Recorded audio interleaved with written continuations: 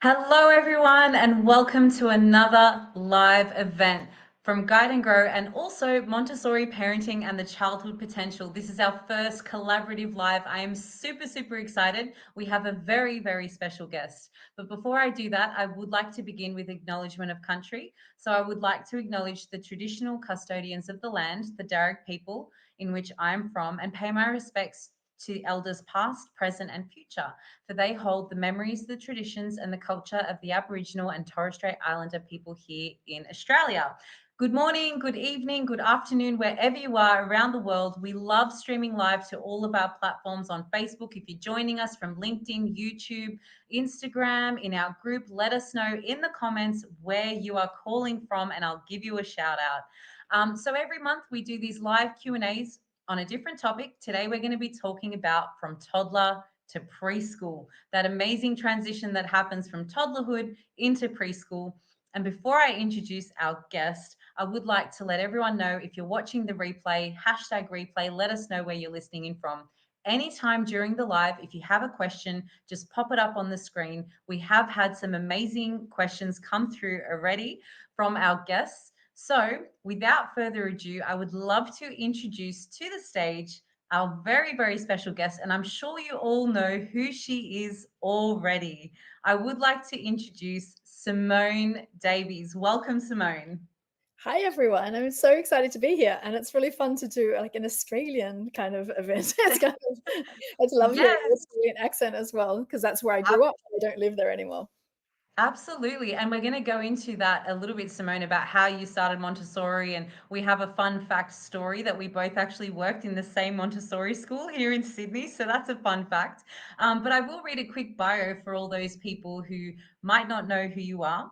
So Simone Davies is mother of two. She is an AMI certified Montessori guide and the directress of Jacaranda Tree Montessori in Amsterdam. She is the best-selling author of The Montessori Baby, The Montessori Toddler, and The Montessori Child, which is her newly published book.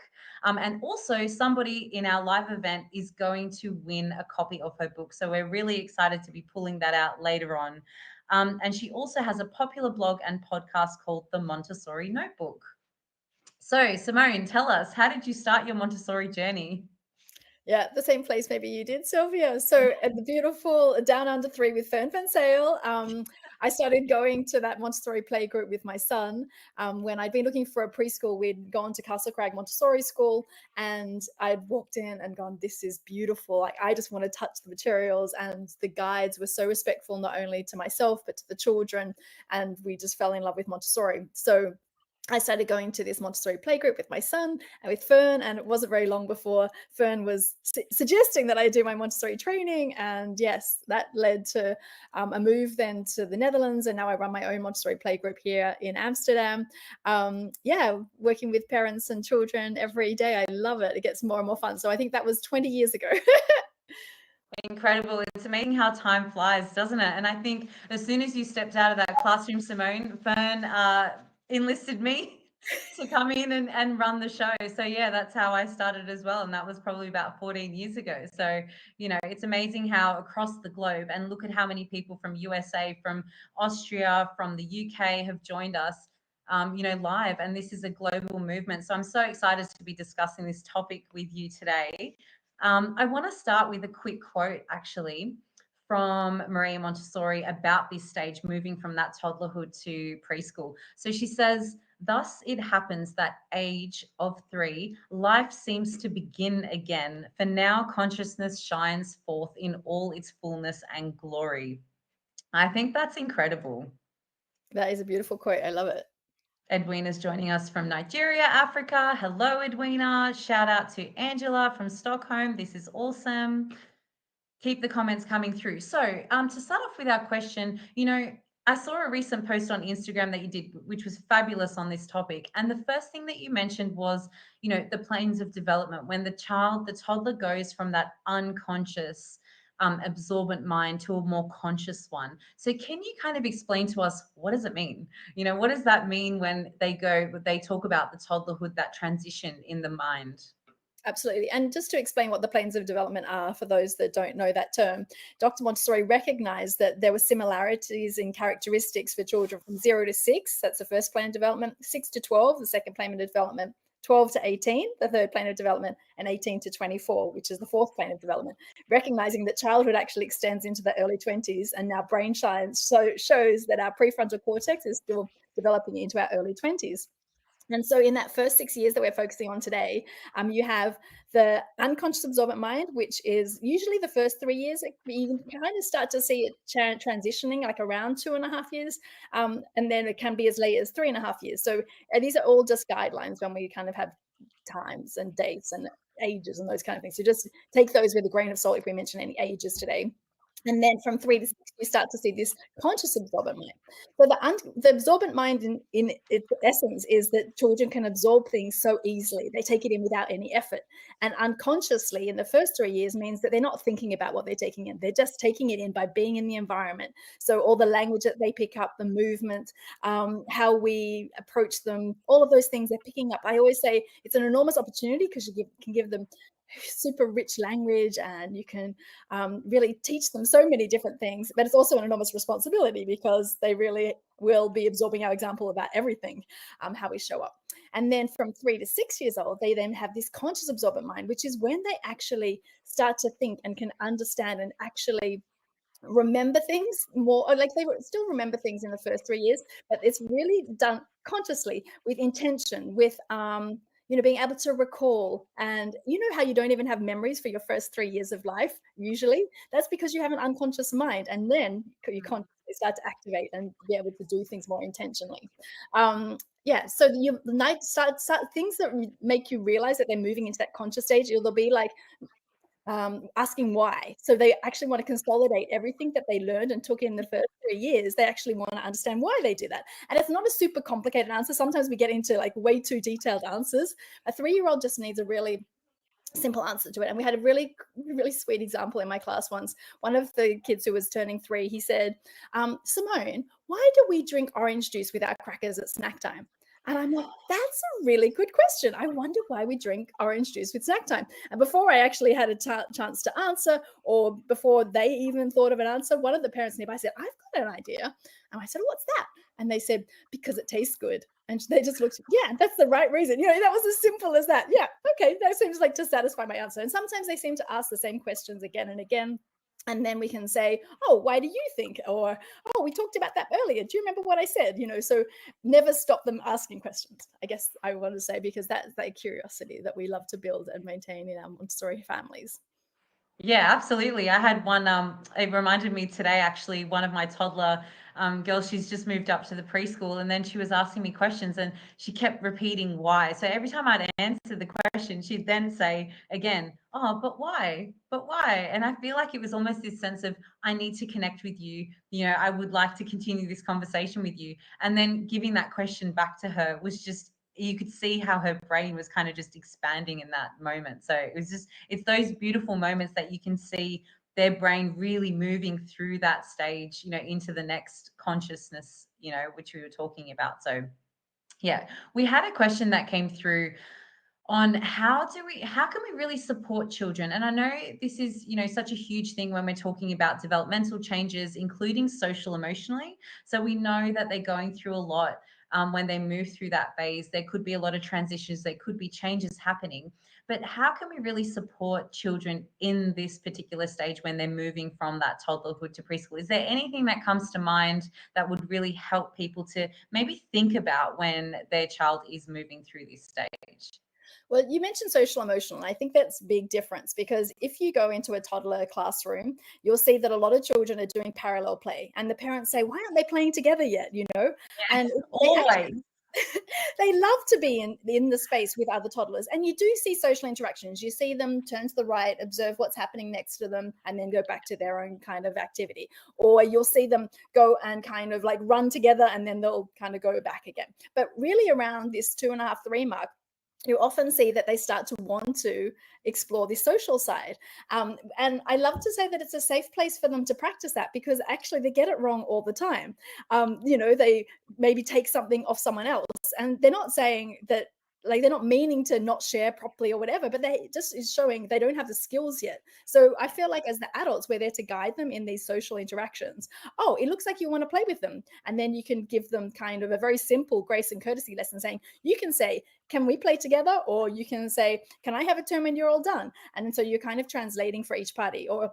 And you have to kind of observe children all the time in Montessori families and in the classroom, because one child, like when I first went to a Montessori classroom, I learned that, we share by taking turns. And so I was really like, oh, they're not finished yet. They're not finished yet, And so I was always saying, it'll be available soon. It will be available soon. And then I realized actually sometimes they did want to kind of do it together. So they're missing this interaction. So again, step back and only step in and give as little help as you need to help them navigate those social situations. And then if there is an argument, then once everyone's calmed down, we can help them to make a repair. And I think that's a really important part to help in this age group, the 3 to 6 year olds, because making a repair with a toddler is often more modeling. I'm taking over as a cloth and saying, oh, look, our friend has got a red mark on their face from what happened. Let's go and give them a wet cloth.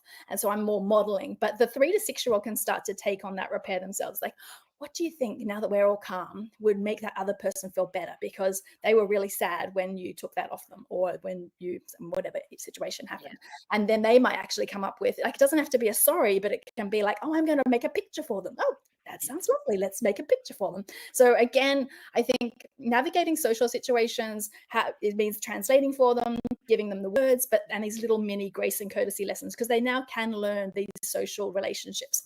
So that would be one thing. I mean, there's also other changes that are happening, not just socially, emotionally, but also physically. So in the first 3 years, how much enormous growth is taking place. They've gone from being a baby when they couldn't walk for themselves, they couldn't feed themselves, all those kind of things. And in the first 3 years, now they're talking, walking, and all these kind of independently things. And then all of a sudden, the 3 to 6 year old, they're refining everything that they learned in those first 3 years. So you can give them opportunities, to refine their movement. So in a Montessori classroom, we have this walking on the line activity. And this is such a way for a child to very carefully place one foot in front of the other in a very controlled way. That's very different to how a toddler moves, who's just moving because they want to move. And so that refinement, you can provide opportunities for them to refine that. And then mentally as well, the way that they're moving from the unconscious to the conscious absorbent minds mean that we haven't mentioned that they're also sensorial learners in these first 6 years. So they're learning best through touching, seeing, feeling, everything that's around them, smelling, tasting. I think I got all more. That's how they explore the world the best. And so the sensorial things that they're just unconsciously doing in the first 3 years, they actually consciously refine as well. So they're going to sort and classify them. So in the Montessori classroom, for example, you'll see them with pink tower. The pink tower that helps them learn what's big, what's small, what's bigger, what's smaller, what's biggest, what's smallest. And then they have the red rods, which classify long and short, and the similar comparative and superlative. And then they have the brown stare. You don't need those materials at home because, one, if they go to a Montessori school, it would be boring to have the same things at home. And two, they're expensive and they're going to grow out of them. So I don't think you need to replicate your Montessori classroom. In fact, it's almost better to use what you already have. And so, for example, you can go outside and collect lots of leaves, and you could grade them in color, or you can grade them in size, sticks, stones, all these kind of things. There's so many ways to classify them and give them lots of rich language. So I hope that shows that there's many ways that we can support their development as they change from a toddler to a preschooler. Yeah, absolutely. It really does. And just to recap, for everyone that was listening. So firstly, in their social emotional, we see how they go from that parallel place that they might be just observing and looking at each other and watching and learning that way. But then once they kind of move into that preschool, it's that more social interaction. You can see that they really do want to have those peer interactions with their friends, or they might want to, engage in that play together. So things like that. And then you were talking about the physical. And one thing I wanted to mention that, you mentioned, Simone, how in that first 3 years, we know scientifically that 80% of a child's brain is developed in that first 3 years. And then you've got that extra 10%. So that goes up to 90% by the age of 5. So we see how, how much that kind of brain development and all those skills that are learnt in those first 3 years are moving on. So yeah, just to recap that. for everyone, because we have some questions coming through. So I do want to tackle those. So for anyone that's listening out there, again, if you're watching the replay, hashtag replay, let us know where you're listening in from. If you do have a question, please feel free to pop them in the comments, and we're going to try and get to as many questions as we can during the live as well. We also have a greetings from one of your playgroups from Donna, who's there, who's listening in. And we also have somebody from Illinois, USA. So to take our first question, Ria was also saying this is perfect for my current situation. So you're very welcome. Thank you so much for joining us on this live session. So somebody was asking here, the bigger picture, how to encourage spontaneous development of the will in the child. Oh, that's really interesting. Okay. So basically, a child has a spontaneous will. We don't need to actually develop that because they want to do something. Like a toddler, you'll see them I always say we should always all do our 0 to 3 training, because once you've worked with toddlers, you can almost work with any age group, because they have no self-control when they're in their brain development. They're not born with inhibitory control. So if they want to play with that toy, they're just going to take that toy. They're not trying to be mean. They just see a toy and they want to play with it. And then they have to learn those kind of things. But I think what she means is, how do we actually stop them in acting on that will? How do I get them to also be in society? And I think that's a really important part of Montessori, because on one hand, we're trying to acknowledge who our child is and want them to become the best version of themselves. So we're really trying to follow that child. And how are they a child in society, and how do they meet those needs? And so they have to basically build up obedience. And first they follow their own obedience, then they learn to and with scaffolding to support them, they have to feel emotionally safe and psychologically safe, and then they gradually learn what we're there to guide them, and then they can take over and actually not need our help to remember the rule. So the best thing to help them develop that kind of thing, that process, is for us to know what very clear kind of limits there are in our house. And under 3, we're the ones setting those. And over 3, you'll start to be able to, set these agreements together. And by the time your children are 6 to 12, you'll definitely have family agreements that are living documents that will always need to be adjusted, but not in the moment of a tantrum or something like that. It'll be more like, I'll make a note and let's talk about that later. So you have to know what the clear limits are. Like, oh, we eat at the table. You're getting down from the table. Are you telling me you're done? Let's take our plate to the kitchen. And by us being very clear and predictable, then that helps them understand that that's going to be the same every single time. And then gradually they'll be able to take that over. So they're the 3 kind of steps. Like, first, I have my impulse and I'll do whatever I like. Second, we're there to guide them. And third, they take it over.